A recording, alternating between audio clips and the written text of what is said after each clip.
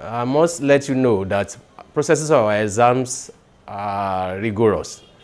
It is one of the best in the country, and we are trying to sustain it to make it the best. You know, when you appointed an alumnus as a rector, you expect that that alumnus will know the processes of the Polytechnic. I graduated there as a graduate of this Polytechnic. I passed through this Polytechnic from 1989 to 1993, where I had ND and HND accountancy before I progressed to other institutions. Permit me to say that everything I've learned, either in UNILAG or University of Ibadan or even Covenant University, were those things that I learned from this Polytechnic. So when I became director, I have it as a vision to make sure that what we've been doing since the establishment of this Polytechnic, we want to strengthen it. For example, what you are seeing today is our examination processes. Our examination processes are manned by committees. We have an exam committee that is being chaired by Surveyor Adedokun, and that committee is saddled with the responsibility of organizing central examination. It will interest you to know that we have 34 departments consisting of about 136 programs. So each of them has ND, HND, including part-time, and the exams is what you are witnessing. How do we organize the exams?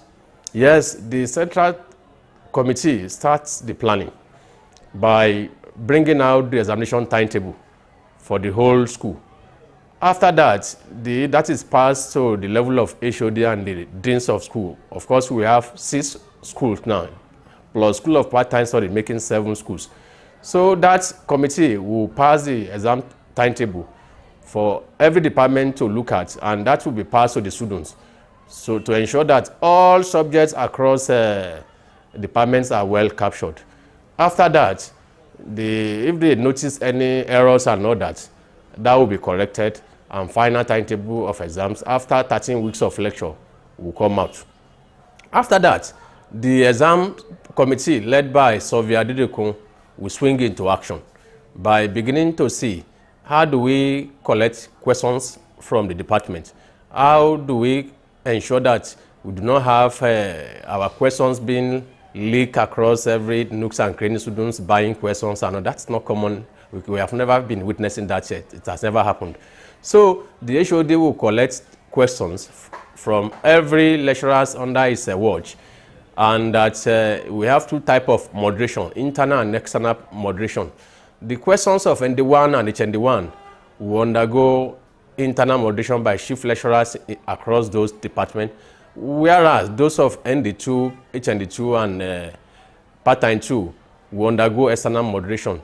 For a department with ND and HND, we have 2 moderators, external moderators, one from the industry, one from the academics across various polytechnics in Nigeria. After that moderations, the corrections will be effected and all that.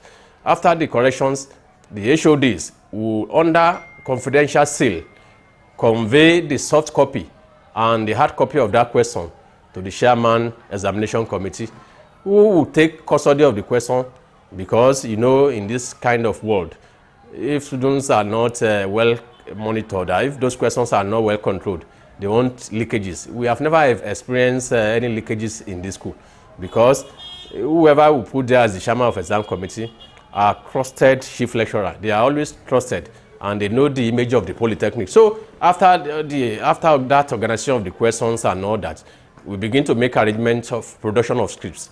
Production of scripts are produced, are centrally controlled and all that, with numbers, serial number, so that examinations booklets cannot be taken from anywhere into the exam hall, because they are pre-numbered and they are controlled as such in a way that when you are in the examination hall, students sign against the serial number of the booklet that is using. So after the exam committee knows the number of booklets and all that, we plan all that, we do the printing and all that. The next stage is that we now begin to start the exams. When the exam processes start, the chairman exam committee, Surveyor Adedokun, will release what we call invigilation roster. The invigilation roster is centrally done. We have invigilators we have supervisors. Supervisors are HODs and chief lecturers, whereas other lecturers are under those supervisors invigilating across our examination hall. So after that invigilation roster is released, every lecturer knows where is to invigilate. Our exam session is divided into two. We have afternoon session, we have morning session, and that is organized in the way that in the morning we allocated certain set of students in the morning and certain set of students in the afternoon. So the duties of the invigilators is to collect scripts, questions at the examination hall at my back there. When he collects it, he take it to the appropriate classroom, which will have been indicated through our rosters and all that. After getting all that, the students are allowed in. My name is Sobio Adedokun Adebayo Maruf. I am the chairman exam committee, Federal Polytechnic Ilaro. Our role, responsibility, is to organize examination for Federal Polytechnic Ilaro. The processes of examination will start from our broadsheet. The broadsheet constitutes all the courses being offered by all the departments. The member representing each department are charged with the responsibility of copying the courses to distribute for the examination. During the exam period, each distributor are charged with the responsibility of actually distributing courses for each day of the examination. Thereafter, they are also charged with the responsibility of copying the timetable for each class. I mean for each department, which they are going to present in their department. It will be corrected. The student will look at it if there is any complaint, if there is any clash. This will be returned to the committee for further use. Thereafter, they are also charged with the responsibility of actually distributing for that particular day of the examination. So that is the conduct of the examination for each day. So thereafter, we continue. Each examination day, the student will be informed of where and their seat number, where they are going to take the examination. The document we normally use we use what we call visa. The visa admits students into the institution right from the gate of the institution. We also have what we call all summary. This will direct students to each of the cluster, because we have 71 exam venue in the institution, and these 71 venue are divided into about 4 clusters. So this summary will direct the student to each of the cluster where they are going to do their examination. The all directory are also pasted in strategic places where the student will know where they are going to write the examination. At the moment, we have actually improved on that because we want to go digital. We want to go gradually by removing the analog aspect of organizing the examination. So what we are doing presently is that management has also constituted another committee that are in charge of preparing seating arrangement, that is preparing seat number. They generate seat number for each student. What that means in essence is that each student will be communicated prior at least 3 hours before the commencement of the examination. So each student will actually know the venue and the seat number of where they are going to sit. So at the moment, we are using the two together. So if the student, probably because of network, or probably because of the challenge of the person that received the message, maybe unable to actually transmit the seat number to their classmates, we also have the analog one where the student can go to and check for their seat number. And that has been going on well and has been assisting us. At the moment, the student, majority of the students, more than 90%, don't actually have the need to go and check their venue and seat number at all these venues that I'm talking about. I mean the clustering, the all directory, the all summary. So majority of them go straight to their venue to sit for their examination. So we gradually, by the grace of God, we will achieve 100%, whereby each student right from their home, once they receive their seat number, they go straight to the venue of their examination. Let me inform you. When I was a student here, we have a very unique centralized distribution system. We usually do it manually that time, in a way that if you are in accountancy, HND1 for example, at your back, you are going to have maybe HND1 mechanical engineering. In my own right side here, you can have HND1 SLT. In my left, you can have ND2 estate management. In a way that there is no way students that are writing the same course will be beside or at my back, in my front, and that will eliminate cheating. That is being done manually. You know, I told you that when government gave an alumnus an opportunity to lead, you are saying that every tradition of that school, you want to make sure you expand it, and that's what we have done. So I know the processes of the examination, so I now know that rather than doing that processes of distributing students manually as we used to do in the past, I now set up a committee called Examination Sitting Arrangement Committee. That committee was saddled with responsibility of distributing students at random using software. And the committee, after their work, came up with what we call Python code. The Python code is usually used to distribute all our students. We have about 17,008 students in this school. Anytime, if for example we have exam on Monday, if you have exam on Monday, we know the students, we know the subject they want to do. The Python code will distribute them randomly in a way that you cannot sit beside, in front, or at your back. You cannot have your classmates. So at the comfort of the house of the students, when that distribution is done at the morning of the exam, the chairman, the sitting arrangement committee, Dr. Mrs. Odunton, will now disseminate that information to the students. At the comfort of the house, the students will receive the venue of the exam. What do I mean by the venue of the exam? He will receive an alert on his phone through text message. The information that will contain that text message: one, the venue of the exam, the time of the exam, and the seat number where is to sit. So, and that is being done randomly. The essence of that is that, you know, you want to control, we want to, as much as possible, allow our students to be independent in the exam. You should be able to write exam without relying on your classmates. So you cannot even have access to your classmates in a way. You can't talk. That has eliminated giraffe. In the past, we used to do that manually, but this present administration has computerized that process. I'm Dr. Mrs. Esther Odunton, a computer scientist and an AI expert in especially machine learning.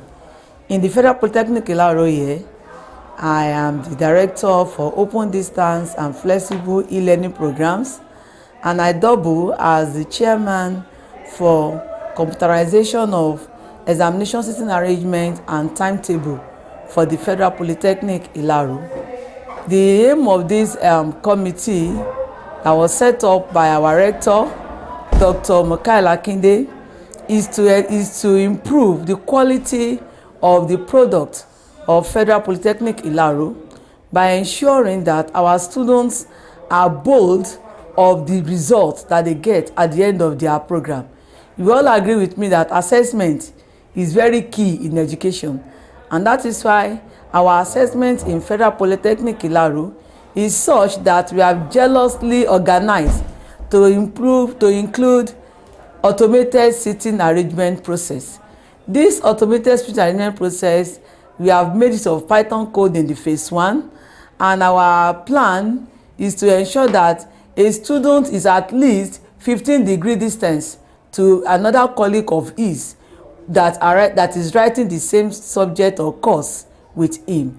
And this we have been able to achieve in this ongoing exam in the school, we are able to ensure that in a hall, before a student can see your friend after the same exam, it will have been a distance. So there's no way you can pass your paper from one place to another. And what have we done? We have only added to the goal of education, ensuring that malpractice is brought to the barest minimum in tertiary institution.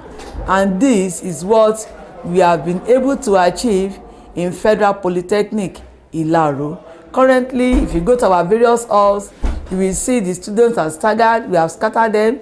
We didn't allow them to sit close to one another. And that is just the phase 1 of the seating arrangement process. We are also going to the next phase whereby the students will be able to receive the seat numbers where they are going to sit in their various homes. Not that we have achieved, but we are going to a point whereby it will be on the portal. They can easily go on there online, get their seat numbers, get their all and the other thing. Now, what are we trying to do again?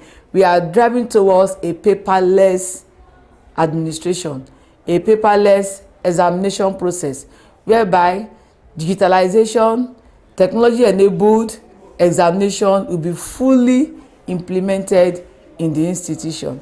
These are some of the things that we are doing currently. Where we are going in the future is this.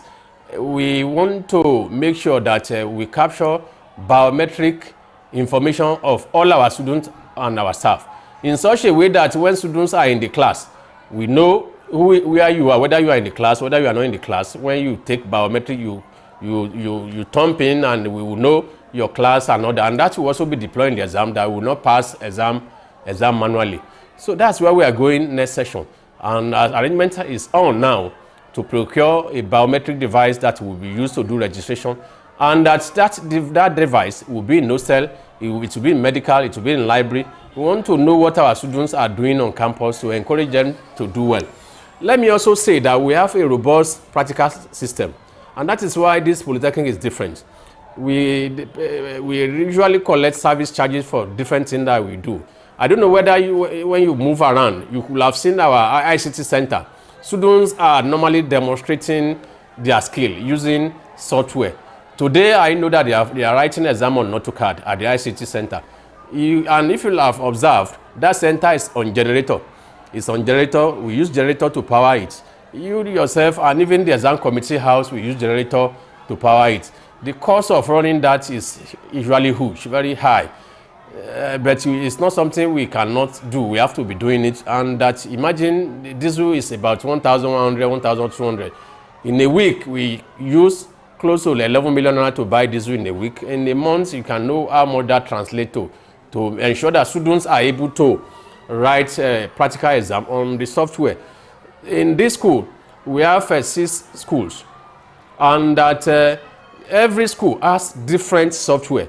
For example, I know that accountancy and taxation, they used to talk about Sage, they talk about QuickBook, they talk about Advanced Excel.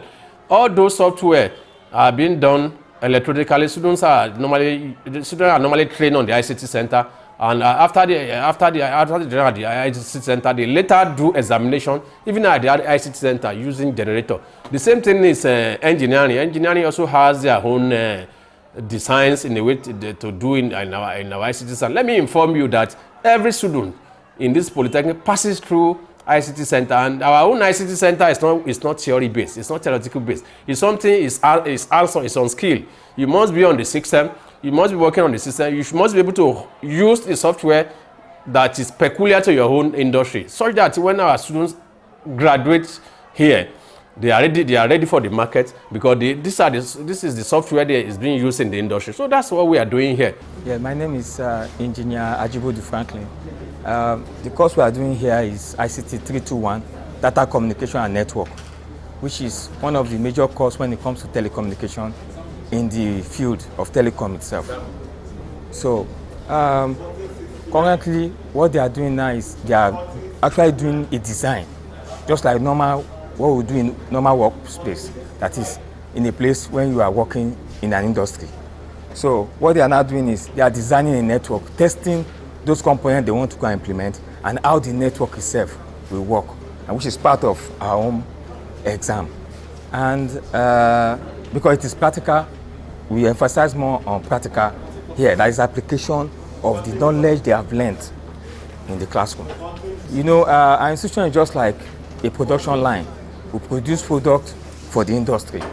So what the institution has done so far is they've used softwares like AutoCAD, liaising with the industry, and be able to see that, okay, these are the software that is being used in the industry itself.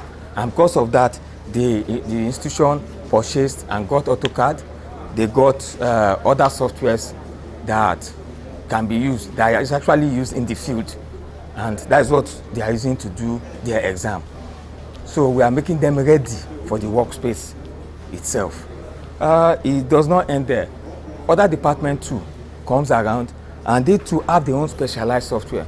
For example, department in the scripts. At the exam house, the unused portion of the scripts will be cancelled, so that no student can go and meet any lecturer and be writing at the corridor of the lecturer's house. That's not allowed. Even if you get that kind of a thing, we usually dismiss such a lecturer. So we have zero tolerance for indiscipline and all that. And that is why our examination, a lot of polytechnics, even university, have come here to copy what we are doing here, because it's one of the best in the country. Since I know, to the best of my knowledge, it's the best in the country, because we centralize it, we monitor it, we make sure that things are well controlled. And why do we need to do so? Why will a student make a distinction or upper credit or lower credit? They ask you a simple question, you cannot answer that question. So we want to be sure that we produce good engineers, good builders, good architects. Not that a builder that will build a house and the house will collapse, or an engineer that will repair my vehicle, the vehicle spoil on the next day, or an accountant that cannot prepare an account, or a tax expert that cannot prepare taxation documents for use of the public. So that's what we are doing. So our examination processes are synergized, and we want to sustain it. We want to take it ahead. We want to be sure that what we are producing to the country, because we are spending taxpayers' money. The little government is provided here. We have to use it religiously. Though we are doing it with a lot of passion, but we also have limitations. Major limitations is the supply of electricity. I am saying, using this platform to say that, give us electricity. This polytechnic will bail out this country, because we have a lot of innovations, a lot of inventions that are on the shelf. So if you also have electricity, we should be able to produce a lot of machines for the immediate small and medium scale enterprises. We have machines that produce a lot of things. At mechanical engineering, we have transistor radio that is manufactured there. We have a lot of them. So if we have electricity and we are able to produce, and government is supporting us by taking those production to have commercial value, by setting up a factory that will produce them in a commercial term. We may not need to be relying too much on China, Singapore, all those things, all these basic tools that we are importing. And that's why we are saying the future of this country is in the polytechnic, because we are teaching skill here. We are not teaching theories. We are combining both theories and apply knowledge, so that the students or our graduates is one of the best. And you can see that I'm proud to be a product of this polytechnic. And you know that before even coming here, I attended interview in so many polytechnics. I was in Federal Polytechnic of, and I know that people knew that I performed very well. And at home here, when I also did the interview, excellently, I did very well. And that was why federal government trusted me by giving me this position. And we are using our energy to make sure we develop this polytechnic. My only prayer is that government should increase funding of polytechnics, should commit more money into the polytechnic, and our lecturers that are resigning and going, government should help us to make sure that we employ and replace them, because the youth of today are leaving the country every day on a daily basis. They resign, they go. Today, some of the lecturers have also resigned and other, and some are retiring, some are absconding because they feel that there is no hope in this country. But for me, there is hope in this country. If you have given us electricity, you have solved about 50% of our problems. So we need light, and I'm also crying to the whole world for support, because polytechnic is where to go for Nigeria. And I'm also saying that President has also promised that more investment will come to this polytechnic sector, and that we are promising that whatever comes in, we are going to use it religiously. Thank you for your attention.